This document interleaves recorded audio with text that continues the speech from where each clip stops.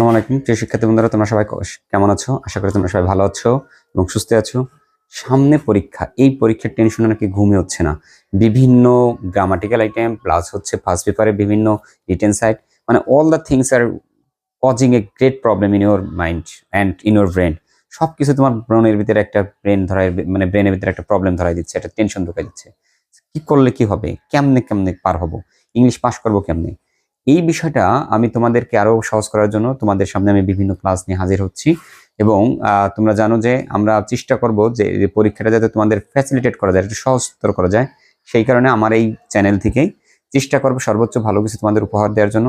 তবে তোমাদের কাছে রিকোয়েস্ট থাকবে যে ক্লাসগুলো তোমরা একটু মনোযোগ সহকারে একটু কমেন্ট বা একটু শেয়ার বা একটু লাইক কমেন্ট করে দিও, যাতে করে আমি বেশি ইন্সপায়ার্ড হই তোমাদের আরো ভালো ভালো ক্লাস উপহার দিতে।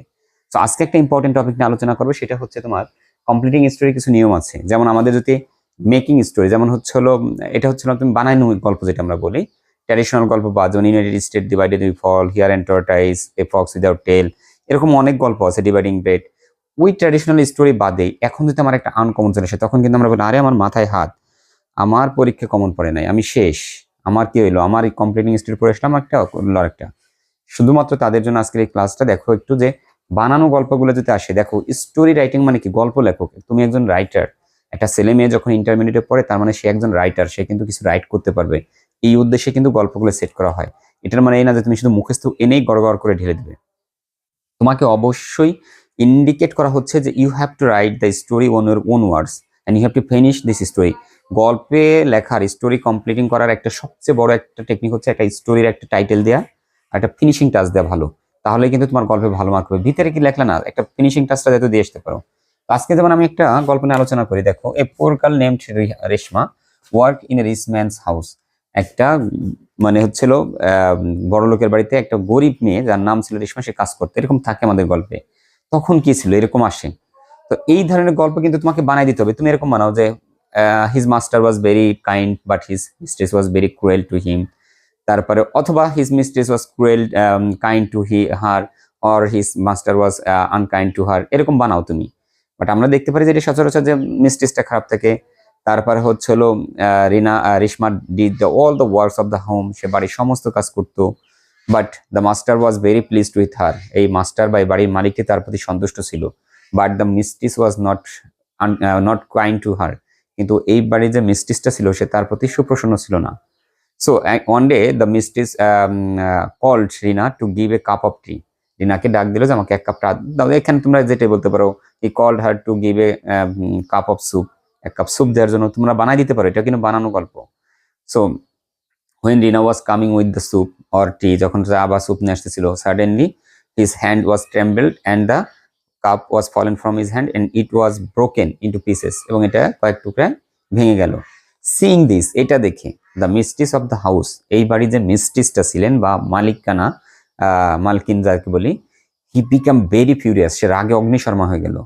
and he came with মাছ, সে মাছ ধরতে আসলো in front of রেশমার সামনে। and he began to beat, সে শুরু করলো পিটাতে রেশমাকে মার্সিলেসলি, নির্বিচারে, আনকাইন্ডলি, নির্দয়ভাবে, ক্রুয়েলি, নিষ্ঠুরভাবে। So he did not please to beat only in this way, সে শুধু এইভাবে তাকে মেরে সন্তুষ্ট হয় নাই। He went to the kitchen room, সে রান্নাঘরে গেলেন। অ্যান্ড হিট এই স্পুন অন দ্য স্টোভ, ইসের উপরে, চুলার উপরে একটা স্পুন বা আমরা চামচ বলি সেটা, সে গরম দিলেন। And when it turn into red colour, যখন এই স্পুনটা লাল হলো, he came with this spoon and pushed on the back of রেশমার পিছনে এটা কিন্তু ঠেসে ধরলেন। And Reshma screaming with loudly, সে জোরে চিল্লাচিল্লি করতেছিল, স্ক্রিমিং করতেছিল। After few minutes she became fainted, সে কি হয়ে গেল, সেন্সলেস হয়ে গেল, অর্থাৎ জ্ঞান হারিয়ে ফেললো। This woman did not only do this, সে শুধু এটাই করে নাই, he also locked Reshma in a room, রেশমাকে একটা রুমেও আটকায় রাখলো।